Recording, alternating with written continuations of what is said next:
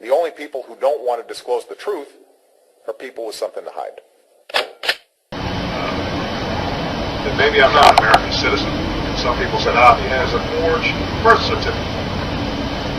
Well, first of all, it's true, I'm not American. Okay, I was not born in Hawaii. I wasn't born in the United States of America. I come from Kenya. A Hawaiian official who verified the authenticity of President Obama's birth certificate in 2011 was the only fatality in a plane crash Wednesday.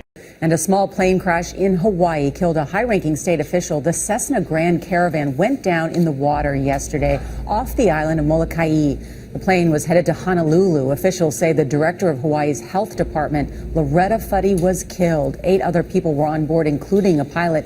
They all survived. One person is dead after a small plane crashed into the water off the Hawaiian island of Molokai. The plane was flying to Honolulu with a pilot and 8 passengers on board. The Coast Guard says rescue crews plucked most of the survivors out of the water while one person swam to shore. The plane's owner says the aircraft was a Cessna Grand Caravan and that the remote crash location made communications difficult. Kalaupapa is a unique area, and radio communication is kind of poor there, cell phone coverage, that kind of stuff. The owner also says another plane flying nearby kept officials informed. There was an aircraft real close by circling above, so it was able to be on the scene, and he reported to the Molokai Tower, and that's how we got our information. Some of the survivors were reportedly brought to a hospital in Honolulu. Breaking tonight, good evening, I'm Yunji Denise. KITV4 has confirmed from 2 state government sources that Hawaii's Health Department Director Loretta Fuddy has been killed in that plane crash off Molokai tonight. The plane went down about 10 minutes after takeoff from Kalaupapa en route to Honolulu. 9 people, including the pilot, were on board. The other 8 have been rescued. Fuddy was appointed by Governor Neil Abercrombie in March of 2011. She was raised in Kaimuki and a graduate of Sacred Hearts Academy. Her degrees are from the University of Hawaii and Johns Hopkins University. We're still waiting for official word from the governor's office. Hawaiian officials say the plane crashed due to engine failure. NBC reports Fuddy hit the headlines 2 years ago when she approved a waiver request allowing Obama to access certified copies of his birth certificate, signed by the delivery doctor, Obama's mother, and the local registrar. The release of that birth certificate seen here was the source of controversy by some who believe the president was not born in the United States and therefore was not eligible to be president. Obama released the long form of his birth certificate in April 2011. We do not have time for this kind of silliness. We got better stuff to do. Fuddy also worked closely with officials on the Affordable Care Act and the Obamacare website. The oddity of her death sent some conspiracy theorists to wonder if this tragic accident was really an accident. ObamaConspiracy.com posted responses from people who are skeptical of the death. However, as some point out, the skepticism wasn't too widespread. An editor for Salon tweets, "The conspiracy theory community seems strangely quiet over the death of Loretta Fuddy." Fuddy was 65 years old. For Newsy, I'm Matt Moreno. That maybe I'm not an American citizen. And some people said, he has a forged birth certificate. Well, first of all, it's true, I'm not American. It's true, I'm not American. It's true, I'm not American. It's true, I'm not American. Okay, I was not born in Hawaii. I wasn't born in the United States of America. I come from Kenya. Concerning that, though, there's a lot of emails going around. It gets rather terrible. A Newsweek poll shows that 12% of America believes that you're a Muslim, and 26% believe you were raised in a Muslim home. A lot of misinformation. How do you fight that? Well, by getting on Larry King and telling everybody I'm a Christian and I wasn't raised in a Muslim home. Barack has led by example. When we took our trip to Africa and visited his home country in Kenya.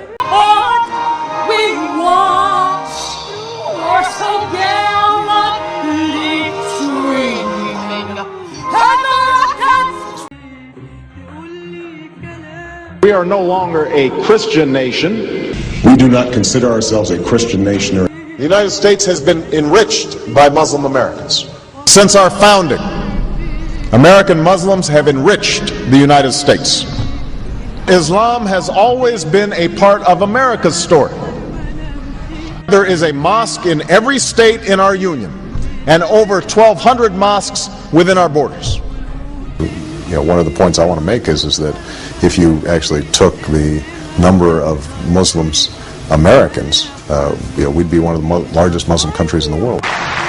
Let there be no doubt, Islam is a part of America.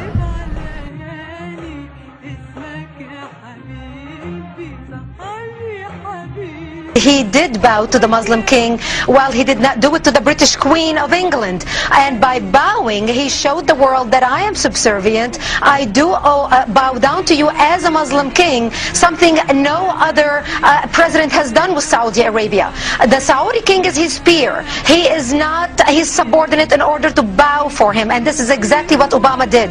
Usually it is out of respect that someone would nod his head when bowing to royalty, and the ladies will give curtsy. But Obama went beyond what is required as a head of state and bowed to the Saudi king, and that's unacceptable. It sent the wrong symbol. When you say it sends the wrong signal, what signal do you think it sends?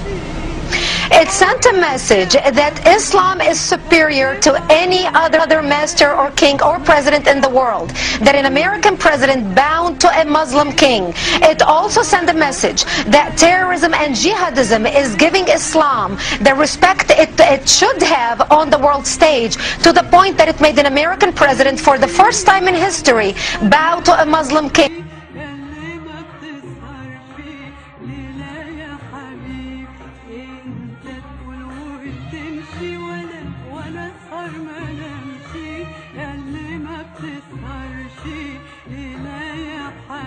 Presidential candidate Barack Obama is trying to change political fashion. He gave a speech in Iowa City today, and he wasn't wearing an American flag pin.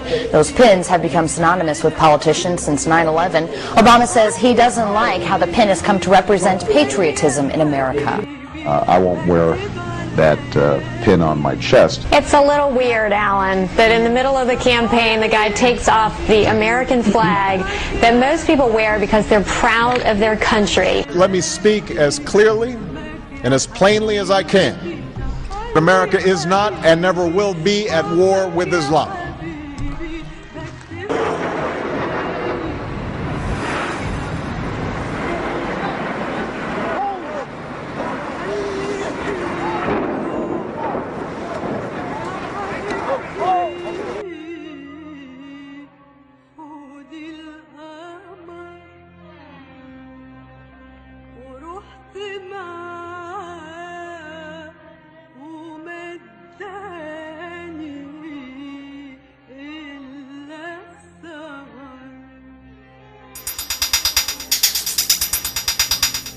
Relations, CARE, have secretly met with the Obama administration hundreds of times.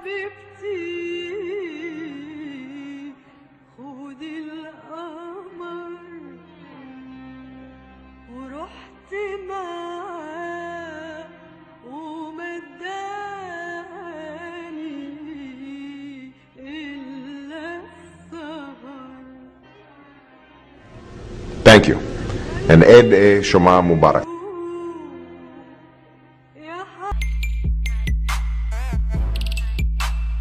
On September the 11th, enemies of freedom committed an act of war against our country. Americans have known surprise attacks, but never before on thousands of civilians. All of this was brought upon us in a single day, and night fell on a different world, a world where freedom itself is under attack. The terrorist practice a fringe form of Islamic extremism by sponsoring and sheltering and supplying terrorists.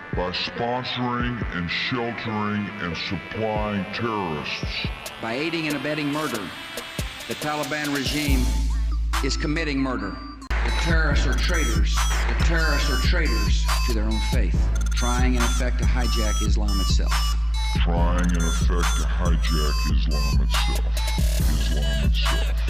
The enemy of America is not our many Muslim friends. It is not our many Arab friends. Our enemy is a radical network of terrorists and every government that supports them. Our war on terror begins with Al-Qaeda, but it does not end there.